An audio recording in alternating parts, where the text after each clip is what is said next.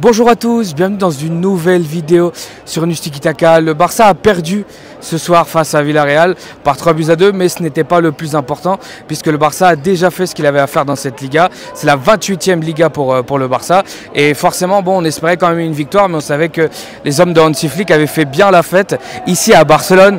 Il y a vraiment eu 2 jours de fête intensive, ça a été vraiment super. Et pour fêter justement ce titre de Liga, juste avant de commencer cette vidéo, on va vous passer un petit présent. C'est que voilà, on voulait vous remercier justement pour cette saison.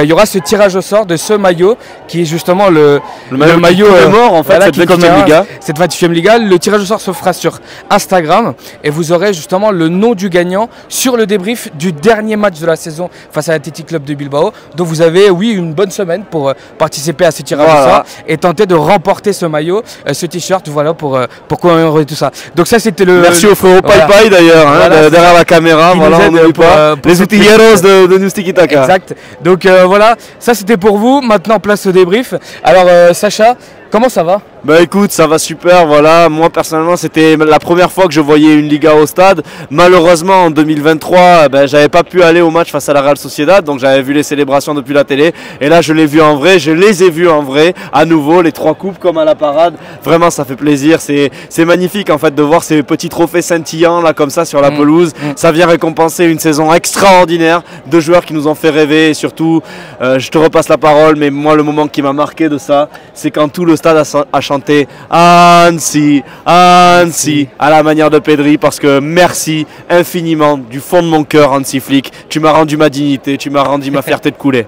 C'est sûr, et je pense que comme on disait un peu dans cette intro, on a senti quand même une fierté débordante ces 2 derniers jours. On parle de la parade, il y a eu aussi forcément après ce match à Cornellà, tout ce qui s'est passé justement avec la célébration des joueurs. Les gens sont allés à la Ciutat Sportiva Joan Gamper, ils ont justement célébré ce titre-là. Les Culés, comme tu dis, avaient perdu un peu cette dignité, ils l'ont retrouvée avec Hansi Flick. Et pour rentrer un peu plus justement dans ce match-là, alors on s'attendait peut-être à un 11 de la Masia.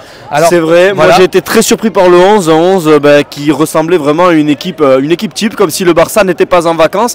Ça vient un peu après les paroles de Flick en fait, qui avait répondu à un journaliste, si un joueur peut faire la fête, il peut travailler le lendemain. Exactement. Moi personnellement c'est ce que ma mère m'a toujours dit. Il y a des fois j'y arrive, des fois non.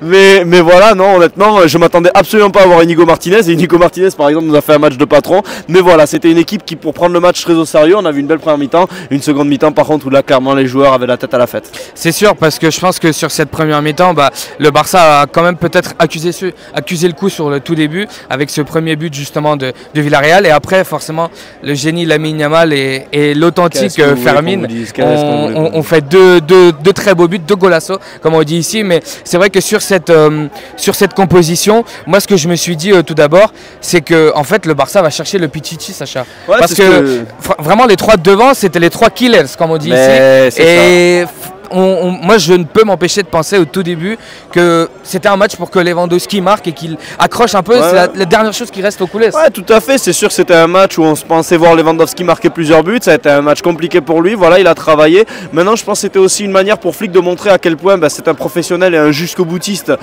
jusqu'au bout. Voilà, c'était les meilleurs joueurs de la saison ou presque qui ont joué ce match. Voilà.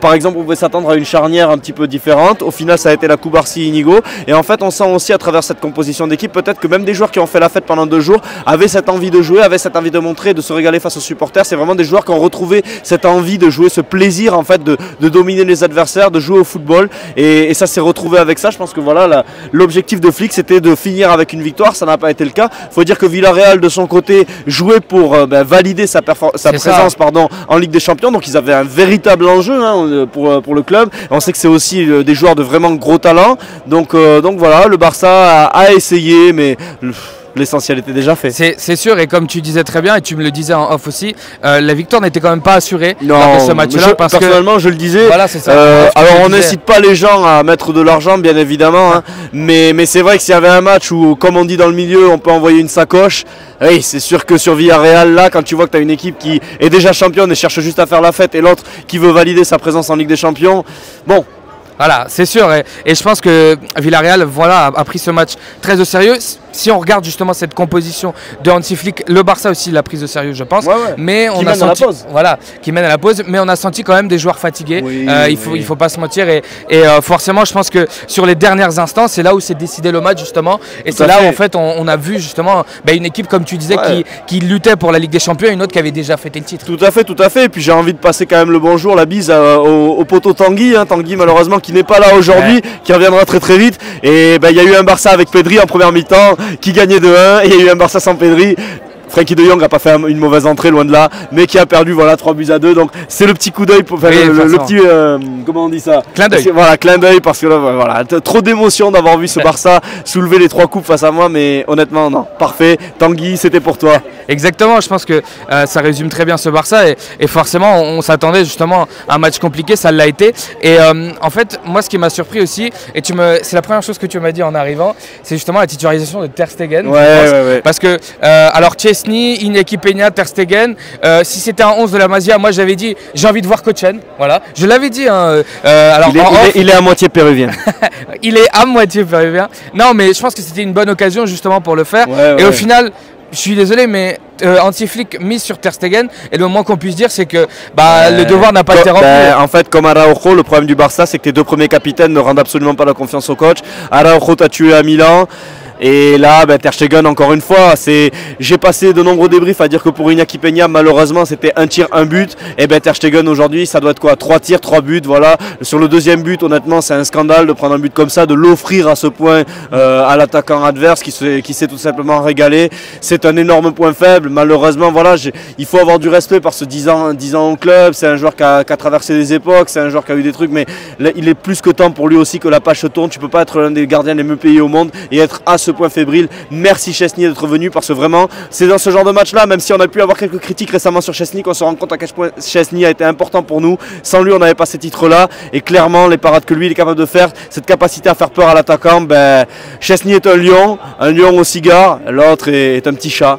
Mais c'est fou parce qu'en fait, on parlait justement de ce Ter Stegen fébrile juste avant sa blessure. Moi, quand il y avait eu cette blessure justement contre Villarreal, je me disais, en fait, pour moi, cette blessure de Ter Stegen, elle est à la confiance. Parce que le mec, il y va, et au final, il y va pas trop, et au final, sur la descente, il sait pas ce qu'il fait, il se blesse.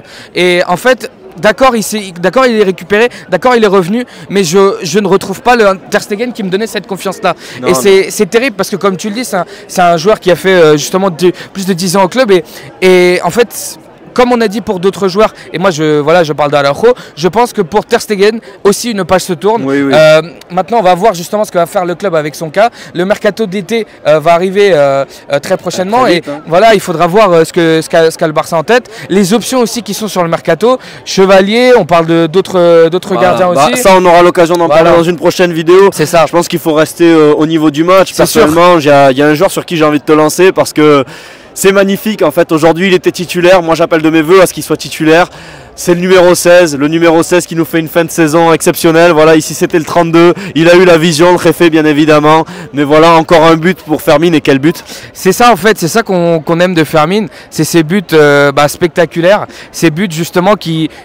En fait, moi je suis tombé amoureux de ce joueur justement avec le numéro 32, et quand il marque ce but contre le Real Madrid. Quand j'ai vu ce but là en pré-saison, même si c'était que la pré-saison, la sacoche qu'il envoie, comme tu disais, je reprends tes termes. Ça c'est des sacoches à envoyer, non. Exactement. Et non, Fermin, je pense qu'il a vraiment dans ce Barça-là une importance extrême. Et toi tu es, on va dire un peu, comment dire, sur Dani Olmo, voilà, t'aimes bien le... Moi je suis d'accord avec toi, et d'autant plus quand on voit ce que fait Fermin. Tout à fait, Fermin en fait il t'apporte cette grinta, il t'apporte en fait, c'est ça qu'on se dit avec Fermin, et je pense qu'il peut apporter énormément de choses dans ce Barça, et j'espère vraiment que la saison prochaine il sera titulaire. Et non, Fermin, encore une fois, c'est magnifique. Et voilà, pour rebondir sur un autre joueur, c'est pour moi Lamine Yamal, encore une fois. J'ai l'impression de nous répéter, on se répète. Je suis sûr que contre Bilbao, ce sera encore une masterclass. Mais la question que je te pose, Sacha, c'est Lamine Yamal, s'il faut faire pour le Ballon d'Or un choix, Est-ce que c'est lui que tu prends? Oui, évidemment, parce que c'est le joueur qui en fait donne le plus d'émotions, c'est le joueur qui rassemble le plus autour de lui, même au niveau des supporters des autres équipes. On voit un peu ce qui peut se dire en Angleterre, par exemple, avec des Rio Ferdinand. Voilà, il éblouit le monde en réalité, il est capable de vraiment solutionner des matchs à lui tout seul. Maintenant, il a une classique au niveau du dribble, une classique au niveau de la passe, une classique au niveau du but. Encore une fois, ce but-là où il rentre, il percute avec son pied gauche et il arrive à la mettre petit filet opposé. Non, c'est tout simplement phénoménal. Juste après, avant le but de Fermin, il nous fait encore un numéro extraordinaire dans cette surface. Et au final, il y a le gardien de Villarreal qui, je crois, l'a touché un peu, ça rebondit sur la barre. Mais voilà, non, Lamine Yamal. Il la met celle-là, par contre. Lamine Yamal, il y a le reste du monde et il y a lui qui est tout seul au sommet. Voilà, moi, j'ai pas peur de le dire. Honnêtement, à 17 ans, c'est du jamais vu. Il est bien en avance sur les tout meilleurs. Il est bien en avance sur Lionel Messi. On verra, bien évidemment, s'il est capable de faire ce qu'a fait Lionel Messi à 25-26 ans et même un peu avant. Mais voilà, Lamine Yamal, c'est une fumée, c'est une fusée, c'est extraordinaire. Honnêtement, voilà, personnellement, j'ai eu le bonheur d'être abonné cette saison au Montjuïc, de l'être aussi, bien évidemment, l'année dernière. J'ai pu voir quasiment l'intégralité de tous ces matchs à domicile et j'ai eu la chance de pouvoir aller le suivre à l'extérieur et honnêtement c'est juste un privilège énorme parce que c'est un joueur rare, c'est un joueur extraordinaire, c'est un joueur... Je vais m'arrêter là parce qu'évidemment sinon je pourrais vous parler encore pendant 15 minutes mais dès qu'il touche le ballon en fait on sent qu'il va se passer quelque chose et voilà, le football c'est Lamine Yamal. C'est exactement ça et quand justement dans cette équipe comme tu le disais il y a un joueur qui touche le ballon, qui se passe quelque chose, pour moi il mérite le numéro 10. Bien sûr, et justement... Le numéro 10 d'ailleurs c'est encore une fois aujourd'hui Ansu Fati. On aurait pensé qu'il pourrait disputer ses dernières minutes ici au Montjuïc pour dire adieu à tout le monde. Il est parti s'échauffer 2 minutes, il est retourné sur le banc. On n'a pas plus d'informations que ça, voilà c'est une page qui tourne. Désolé pour toi en dessous, on a longtemps cru en toi mais maintenant le 10 il est temps qu'il revienne à la véritable étoile de Barcelone. Voilà, forcément, je pense que sur Lamine Yamal, il y a beaucoup de choses à dire et en même temps si peu parce qu'en fait c'est un joueur qui vraiment marque une génération. Alors c'est un joueur en fait qui transcende les foules et c'est un joueur justement qui vit avec son époque parce que on sent vraiment et je pense que Fermin aussi parce qu'il y a cette petite dédicace à Jules quand même dans le but. Je sais pas si tu l'avais vu mais elle a été vue justement. Au-delà de Jules pour le public francophone, moi il y a un truc qui m'a choqué, c'est que j'ai allumé Twitter ce matin et j'ai vu que Giannis Antetokounmpo répondait à des tweets où Giannis Antetokounmpo, superstar de la NBA, mettait Lamine Yamal, voilà, Travis Scott il est rendu à lui, Travis Scott quand même, il a fait une pub pour Beats by Dre, enfin voilà on sent qu'il est même pas majeur et c'est déjà une superstar aux États-Unis sans jamais y avoir mis les pieds ou presque. Rendez-vous compte de ce que ça veut dire. C'est magnifique parce que Lamine Yamal en fait il éblouit tout le monde et quand il y avait eu ce classico justement on s'est rendu compte en fait de l'impact qu'il a eu à l'international et en fait là ce qu'il propose aujourd'hui c'est juste dans la continuité de ce qu'il a fait cette saison parce que encore une fois je le répète mais il aurait mérité justement de vivre sa première finale de Ligue des Champions à 17 ans. Je sais pas si on se rend compte vraiment de ce qu'il est encore. Et il fera un petit peu avec Ligue des Champions et Coupe du Monde.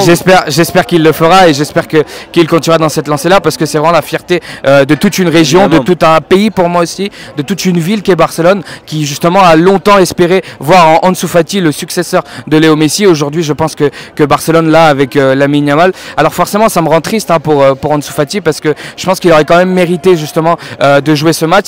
C'est la dernière, peut-être on ne sait pas encore parce que on ne sait pas si l'année prochaine on reviendra au Montjuïc mais c'était la dernière en tout cas je pense pour Ansu Fati avec le Barça et je pense qu'il méritait un peu mieux sur ça. Peut-être c'est la seule chose qu'on peut dire à Hansi Flick mais encore une fois comme tu dis il a donné aux joueurs qui ont donné toute la saison et Ansu Fati il a justement pas cédé en fait à ce truc là de se dire non Ansu s'il fallait que tu joues il fallait que tu joues là toute la saison, il fallait que tu montres de meilleures choses et forcément Ansu Fati n'a pas su le faire et c'est vraiment terrible parce que encore une fois c'est une page qui se tourne et Ansu Fati ne sera pas, je pense, la saison prochaine à Barcelone. On verra ce qui se passe. Il faut justement mesurer les paroles, mais en tout cas, ça se profile très compliqué pour ce joueur-là. On verra ce qui se passera au mercato. On l'a déjà dit. On fera une vidéo, je pense, sur ça où cet été, justement, pour parler de un peu nos attentes et ce qu'on attend de ce Barça la saison prochaine. Je pense qu'on a fait le tour. Évidemment, c'est un débrief un peu compliqué, un peu différent, mais voilà, il n'y avait pas vraiment d'enjeu dans ce match. Le seul enjeu, c'était justement de voir peut-être Lamine Yamal nous régaler. C'est ça. et on a réussi. À célébrer, on a réussi. Tout a été réussi. Voilà, sûr. encore une fois, je pense qu'on peut finir là-dessus. C'est ça, c'est juste ça. Le mot en fait qu'on a à la bouche, c'est que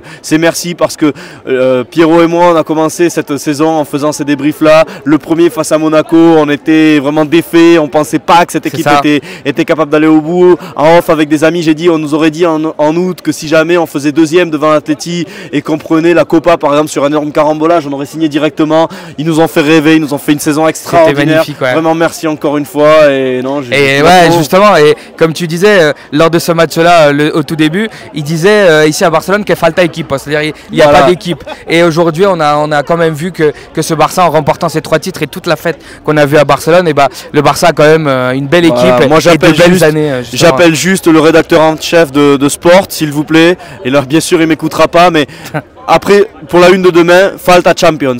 Juste pour voir un truc. Juste pour voir un truc, et nous justement on espère vous revoir dans le dernier débrief de la saison qui sera justement contre l'Athletic Club de Bilbao.